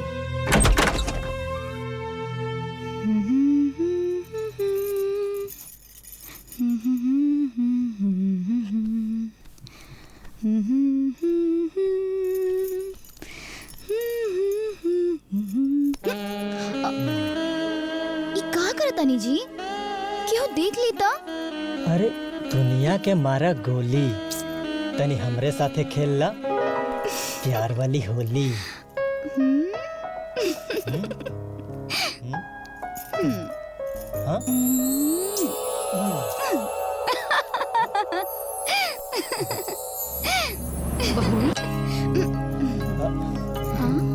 माई हाँ ई गाल पर आलता कैसे लग गई? हम ना माई उ तो भौजी लगा देली है। ई तो ठीक गई। एकरे जगह अगर पूरा मुंह पे पोत देती ना और सुंदर लागित। माई तू धारी छिछोरापन कब जाई? चला जा दौड़ के और अपन बाबूजी के दवाई ले आवा बाजार से। जा।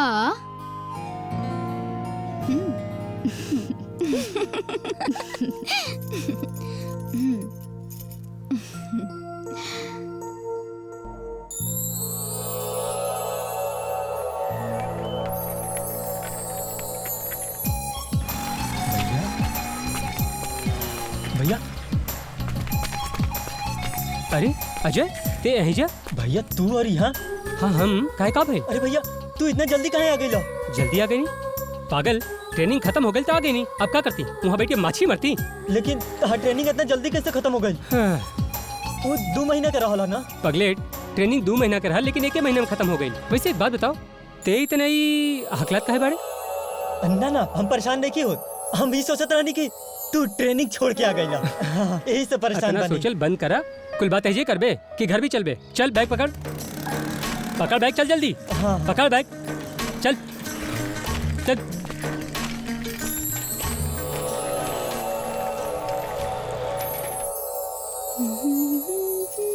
भौजी भौजी देखा भैया आ गई ले। भैया आ गई ले। भाई बाबूजी देखा भैया आ गई ले। प्रणाम माई। खुश रहा बेटा। प्रणाम बाबूजी। अरे खुश रहा। प्रणाम बुआ। खुश रहा। अरे बेटा तू 2 महीना खातिर गइल रहला ना, अचानक कैसे आ गईला? तोहार तबीयत वबीयत तो ठीक है ना? हाँ माई हमार तबीयत एकदम ठीक बा, बस हमार ट्रेनिंग 1 महीने में खत्म हो गई। वो लोग जोन जोन पूछलन ना हम फटाफट बता देनी और जोन जोन कहलन हम करके दिखा देनी। अरे वाह शाबाश बेटा, तोरा से हमरा यह उम्मीद रहे। ऐसे तू बहुत बढ़िया कैला जे पहले चलैला। हम विजय के भेज के बहू के बुलवा ले बनी। का कमला आइल बिया? हाँ बेटा कमला आइल बाड़ी और कमला बहुत बढ़िया बाड़ी बेटा, बड़ा सेवा करेली हमार। जा अंदर जाके मिलला, इंतजार करत होई। हाँ जी जी जी, जी बाबूजी हम जाता नहीं। हाँ ए लेके जा। चलो भैया।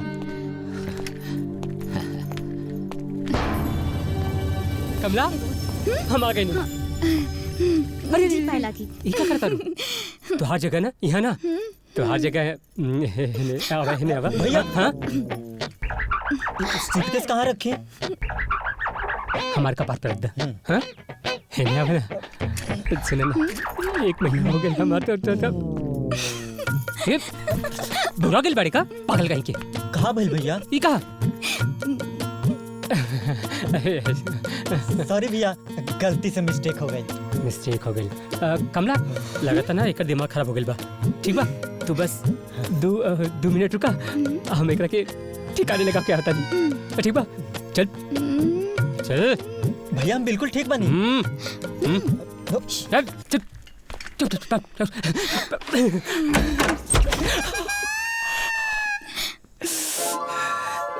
सब सॉल्व हो गई।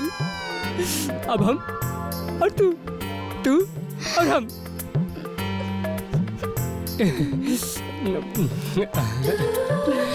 कमला खेल विजय 1 महीना हो गया ना। हम का कहनी कि दोनों ना का भाई।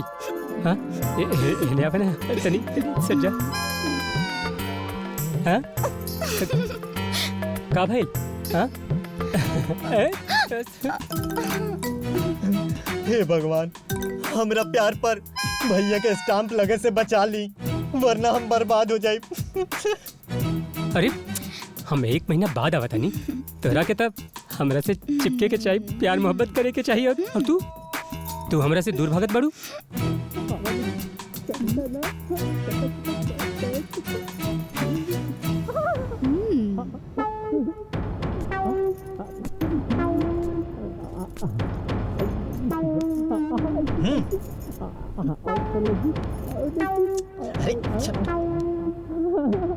बजा दी।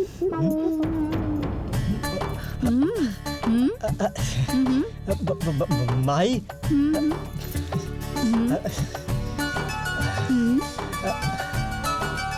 कान लगा के का सुनत रहे रे? हाँ? माई हम तो बस ई सुनत रहनी कि भौजी भैया के हमरे बारे में का कहत रहली। हम सब जानतनी। और फिर तोहार जैसन शैतान बच्चा के कोई शिकायत ना करी तो का तारीफ करी? चला चला यहाँ से भागा, अपन कमरा में जा और पढ़ाई करा। चला चला चला।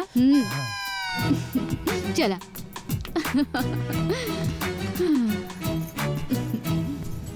का हो गई? भुला गेलू का? हाँ कि हम तोहार मरद ही मरद भसुर ना? ये बात के तो डरबाजी। डरबा? कैसन डर? उ कहा ना कि राव शहर गईला के बाद मंदिर गईल रहने और वैजा हम मन्नत मंगनी है कि जब तक राव बड़का ऑफिसर न बन जाइए तब तक हम ब्रह्मचार्य के पालन करब जी। मन्नत? जाई सुझ जाई। सुझ जाई? अच्छा मन्नत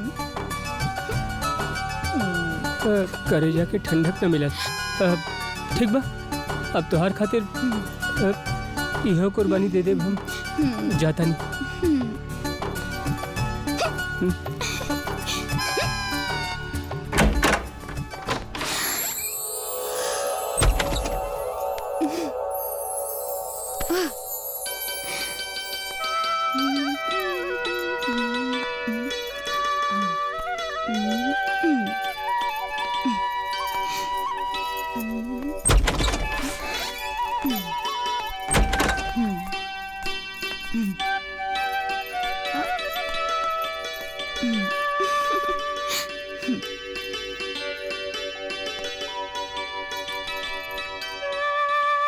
अरे तोहरा के तो बुखार बा। लागता भगवान जी में बहुत शक्ति बा। भगवान जी? कैसन बात? रउआ के देखले के बाद हमरो मन खराब होके लागल।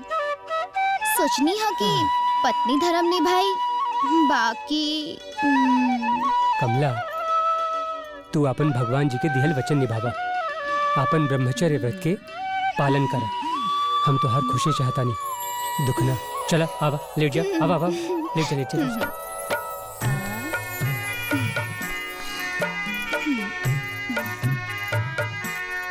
रउआ कितना महान बने जी, हमार कितना ख्याल रखे नी।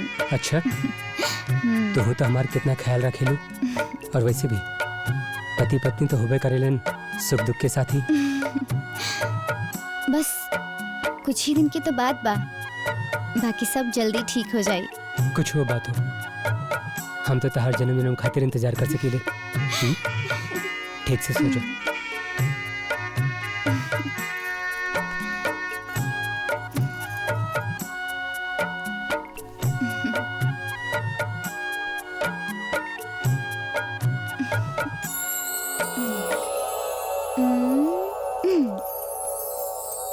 तू तो धन बाड़ू पियाज महारानी, दुनिया के तो तू रुआ देलू, बाकी हमरा के तो बचा लेलू। Good night.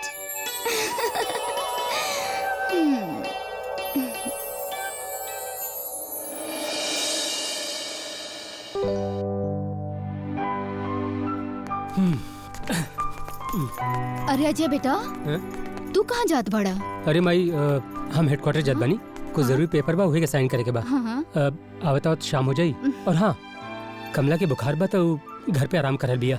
अरे हम सोचनी तू हमनी के साथ है चल बा। अरे ना माई, हम ना आ पाई, जरूरी काम है ना। अरे ता गाड़ी के चलाई? गाड़ी बाबूजी विजय बा ना, हम बुलाता नहीं। विजय, है विजय। हाँ भैया। सुन यार, आओ। का भेल भैया? अच्छा सुन, बाबूजी ना पूरा परिवार के साथ रामलाल जी की यहाँ शादी में जात बड़न। तू एक काम कर, बाबूजी के साथे जा। हाँ, हम आवतनी। यहाँ ना ना ना ना, आज तो हमको कॉलेज जाए के बा, बड़ा जरूरी बा। हमार एग्जाम बा, केमिस्ट्री के प्रैक्टिकल एग्जाम बा। अगर हम ना जाए तब फेल हो जाए। शादी के चलते हम एग्जाम में फेल ना हो सकेले। हमके पढ़ाई करे, हम जात। अरे पढ़ाई बाद में। अरे सुन, अरे रहेदा हम अपने से गाड़ी चला के चल जाए। आज इनकर पढ़ाई बहुत जरूरी बा। आजे पढ़ के डॉक्टर बन जाई हैं। अरे चलो चुप हो चला। ठीक बा माई, हम और से हेडक्वार्टर चला जाओ। हाँ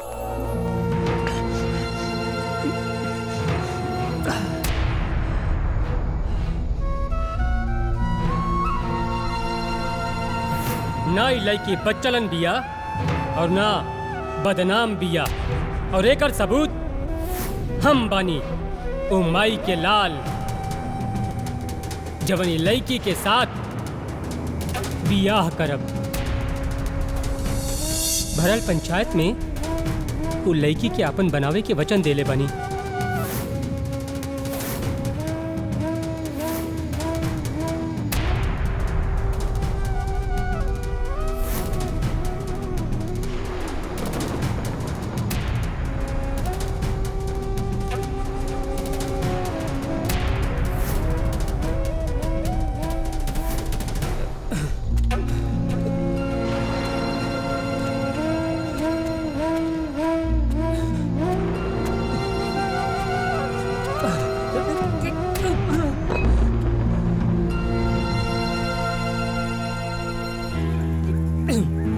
बाबूजी, माई, बाबूजी। अरे का भाई अजय? अजय कहाँ रहला रात भर? अपन जिंदगी के दोराह पर रहनी बाबूजी। जना के एक रास्ता मौत के तरफ जा रहल और दूसर का रास्ता एक घर के तरफ। अजय ये कैसे बात बोला तारा तू कहीं दारू तो नहीं खा पीले? तोरा पता बना ये घर में दारू पीना गुनाह बा? बाबूजी हमसे गुनाह तो हो गई, हमसे बहुत गुनाह हो गई बाबूजी। हमके कुल पता ये घर में लव मैरिज का इल गुनाह, लेकिन हम वो गुनाह कैनी है। ये घर में राउर बात न मानल एगो गुनाह, हम वो गुनाह कैनी है।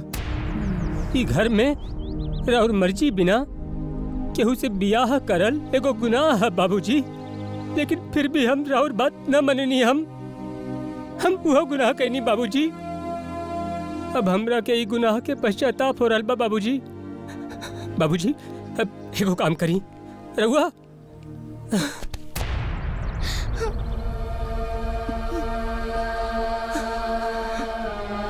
मारी बाबूजी, मारी हमरा के। अपन जूता से हमार कपार पर तब तक मारी जब तक हमार कुल गुनाह हमरा खून के साथ बह नहीं के जात। मारी बाबूजी, मारी बाबूजी। अरे ना बेटा ना, ये तो हर सारा गुनाह तो आंसू के साथे बह गई। कहाँ भइल बा बेटा, कहाँ बात बा? बाबूजी लोग बिल्कुल सच कहलन। अपन माई अपन बाबूजी के दिल दुखा के बिना उनकर आशीर्वाद के कैल गल काम ना कबो सफल ना हो सकेला। हम अपन मर्जी से ना कुल काम कैनी है और हम भी सफल ना हो पैनी बाबूजी। ऐसन काहे बोला तेरा बेटा?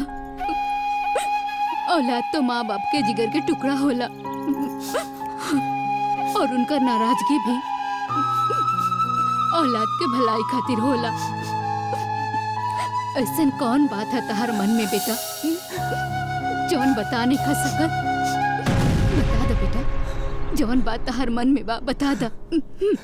हम तोहर साथे बानी। जानल चाहता रू माई? हम बतानी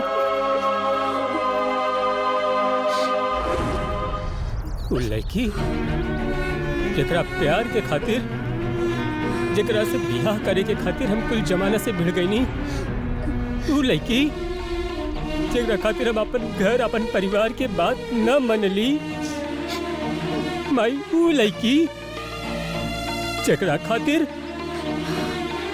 हम अपन बाबूजी के दिल दुखवनी, तू लड़की हमरा के धोखा दिलस, विश्वासघात कैलस। ना भैया। अजय ये कैसन बात करता रहा तू? अरे बहू तो एक घर के लक्ष्मी बिया। लक्ष्मी ना बाबूजी, तो लक्ष्मी बिया।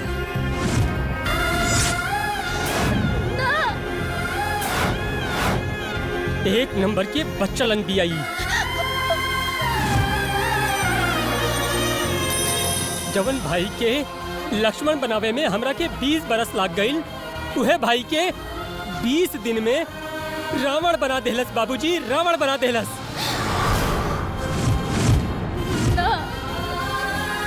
ना भैया, भैया ऐसन बात नहीं के भैया।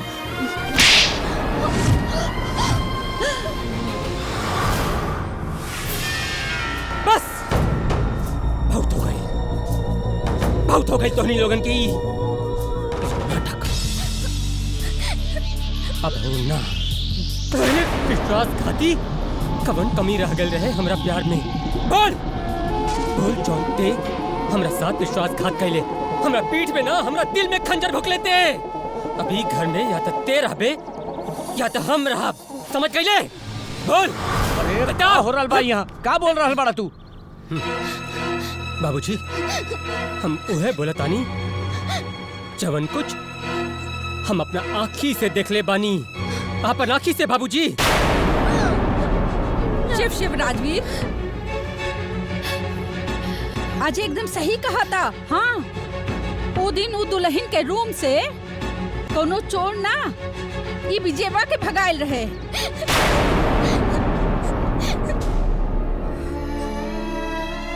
बिल्कुल बेकार बिया।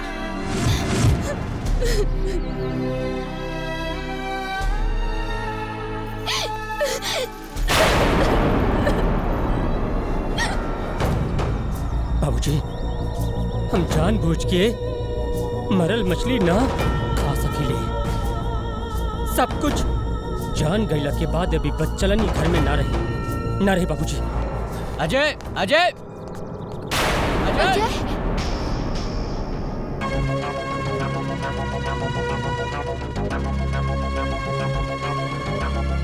अब हमके कुछ न कुछ करही के पड़ी। अब हमरा सच्चाई सामने लावही के पड़ी।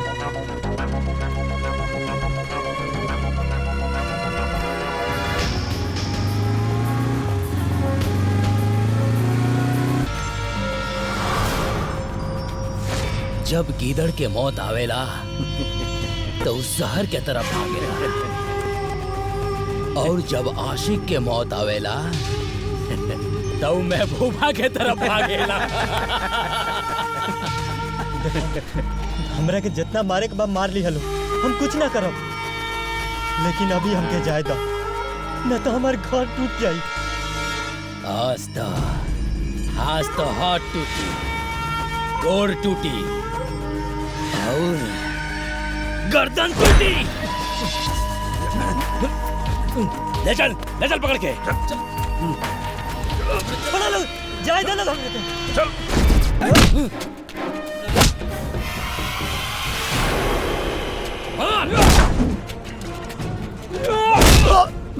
मारा।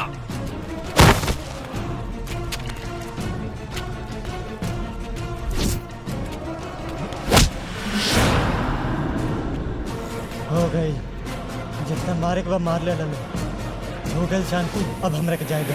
अब तो ते सीधा ऊपर जाइबे।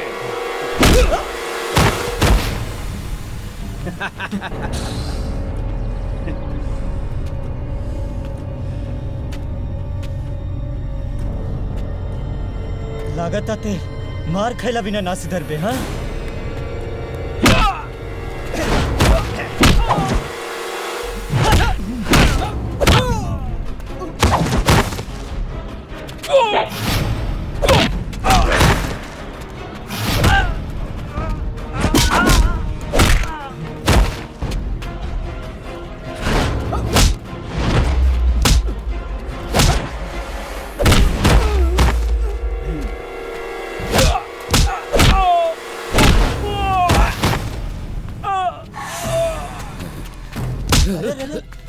आखिरी बार जे हमरा के दिख गइले ना तो फ्यूज जैसा डिफ्यूज करब ना कोनो डॉक्टर भी ठीक ना कर पाई। चल भाई।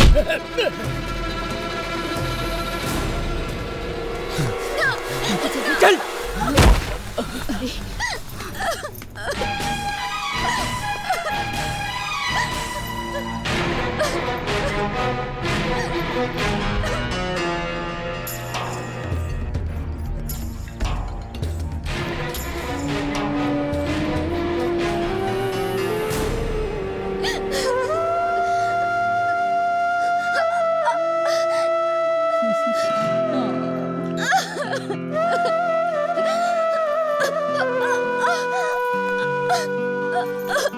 बाबूजी, हम पर भरोसा करी बाबूजी।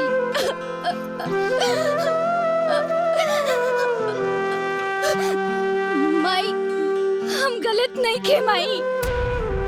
हम कहली नू कि आज हम केहू के बात तो सुनब। निकल यहाँ से, निकल यहाँ से।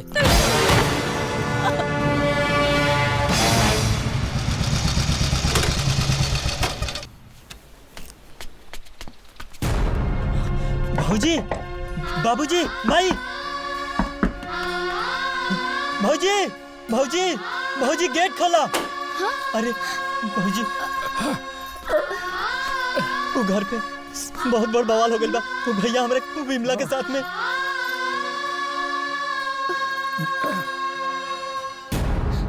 अरे कमला के भाई, बेटी तू हो जो। देखा बेटा, तू चिंता जिन करा, हमने बानी नू, हमने के चल के सब संभाल ले। हाँ चला, तू ही जरा। चला बेटा, चलिए बाबूजी। चला चला।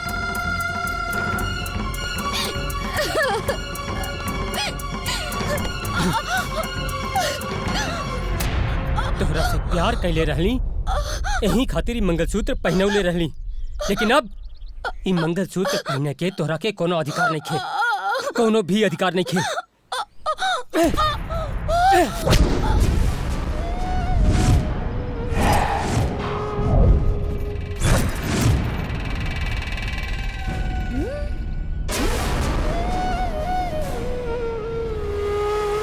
ठीक कहला तू बेटा।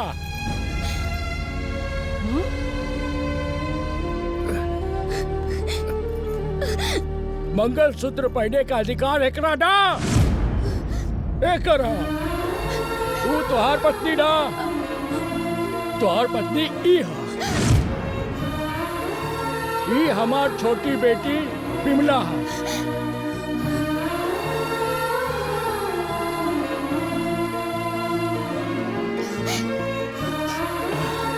अरे जन कमला के रूप में नकली सेनूर लगा के अपन बहन के घर सवारे आए रहे।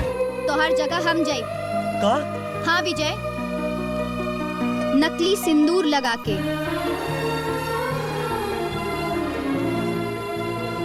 भौजी, विमला ठीक कहत बाड़ी। ये काम में हम ही इनकर साथ दे, सब ठीक हो जाई। काहे से कमला के साथ है, तोरा पीठ पीछे बहुत अत्याचार होत रहे। पूछा अपना बाप से। ओके हाथ जरल रहे ना, ओकर हाथ जरावल गई रहे। दिन रात ओकरा के सतावल और मारल पिटल जात रहे। तू अपन धर्म निभौलस बेटा। पूछा अपना बाप से, ई लोग से, कि लोग अपन धर्म निभौले।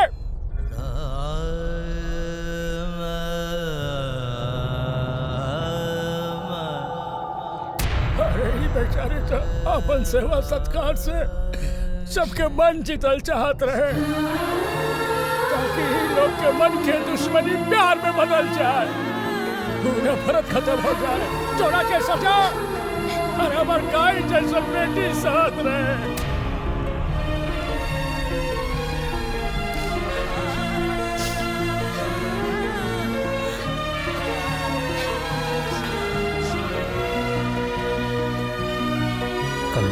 तोरा साथ हमरा पीठ पीछे इतना कुछ हो गई और तू हमरा से कुछ भी ना कहलू। अरे कैसे कही?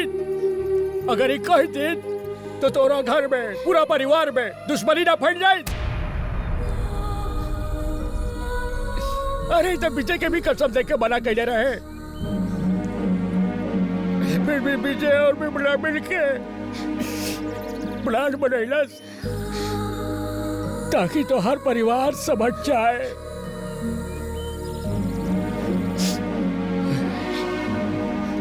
विजय, आज तक हम तोरा ऊपर हाथ न उठोली, पर आज हम तोरा के थप्पड़ मार देनी। बिमला, भैया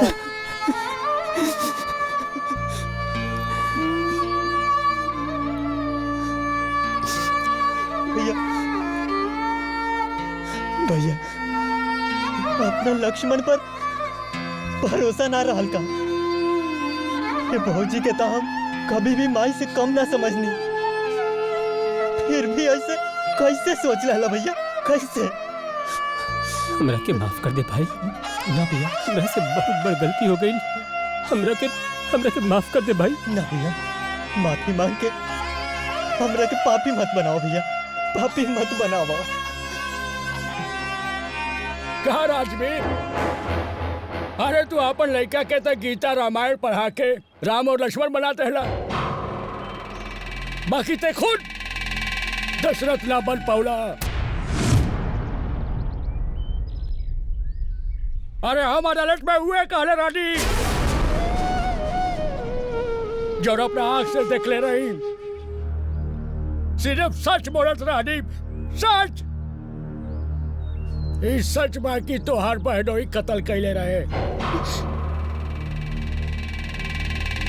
अगर सच बोलना अपराध है तो निकाल के फेंक दो अपना घर में से गीता और रामायण। आज हम खुद अपना बेटी के तोरा हवाले करके जात बनी। अरे चाहे बहू बनैया, चाहे एकरा के पीस के पी जाइए।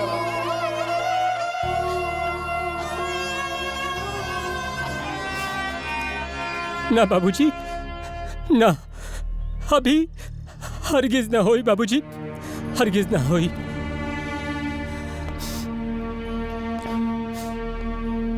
बाबूजी, हम ई परिवार, ई घर के अपन समझ के कमला की यहाँ लेके आने रहनी, लेकिन अब हमरा के समझ में आ गई कि हमार परिवार ना बाबूजी। हम ई परिवार, ई लोगन खातिर एगो पराया है। बस अजय बस, तहार बाबूजी गलत ना हवे, वो तहार बुआ जी के चलते गलत हो गई है। हम का कहनी? हाँ, ये तो सब विजय के किया धराबा। उहे ते घुसत रहे कमरा में। बस भाई बस, अब चुप रहिया। उस दिन कमरा में विजय भैया ना सुनील आए रहे, सुनील हमरा से मिले खातिर आए रहे, और विमला वो तो हमारी इज्जत बचाए खातिर सगरो इल्जाम अपने कपार पे ले ली।